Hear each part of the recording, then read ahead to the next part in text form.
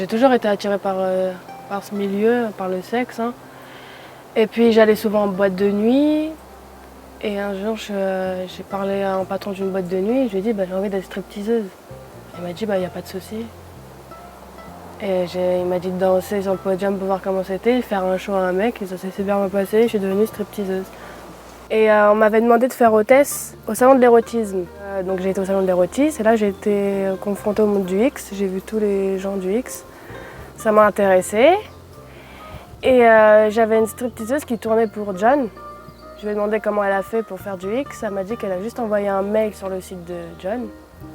Et elle est devenue actrice, alors j'ai fait la même chose et John m'a rappelé et j'ai fait du cul. Salut toi. Salut. Tu t'appelles comment? Coco Charnel. Coco Charnel. C'est un pseudo ça. C'est qui ça? Bouge pas le jour, j'arrive.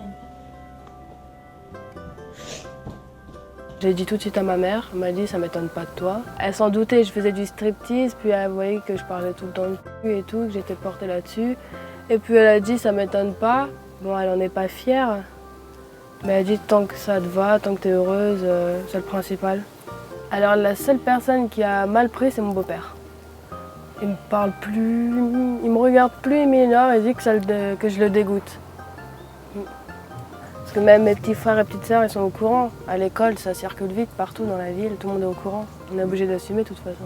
Par contre, si ma sœur me traite de salope, j'ai pas à lui dire t'as pas à me traiter de ça. Et des fois, on n'est pas trop crédible pour le respect. Ouais, des fois, c'est chiant. Si, il y a que mon frère de 18 ans qui me traite souvent de p*** et tout. Mais c'est pas méchant, ça.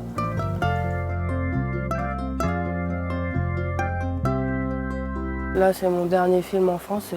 Après, il n'y a pas beaucoup de films en France, de toute façon, de production bien sérieuse. Donc moi, mon but, c'est de travailler à l'étranger. Et il y a une agence de Budapest qui m'a contactée. Et après, pour l'année prochaine, j'essaierai de contacter les agences aux États-Unis. Parce que mon rêve, c'est de travailler aux États-Unis. Parce que là-bas, c'est un vrai travail, c'est un vrai business. Ça peut laisser des séquelles psychologiques, c'est sûr. Je sais pas si je vais sortir du X pareil que quand je suis rentrée dans le X. J'en ai aucune idée. Et la vision des hommes, oui, elle est plus du tout la même que j'avais avant de faire du X. La sexualité n'est plus pareille.